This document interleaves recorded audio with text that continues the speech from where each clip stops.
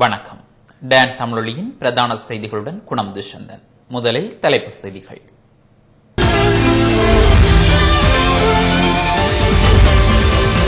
நாட்டில் 65 உள்ளூராட்சி சபைகளுக்கான தேர்தல் இன்று சுமூகமாக இடம்பெற்றது.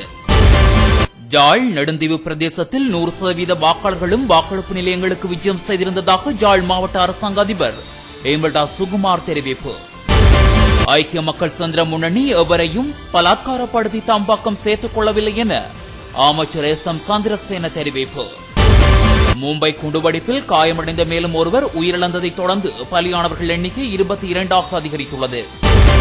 நோர்வே நாட்டில் நேற்று நடந்த குண்டுவெடிப்பில் மற்றும் துப்பாக்கி சூடு சம்பவங்களில் 87 பேர் பலி.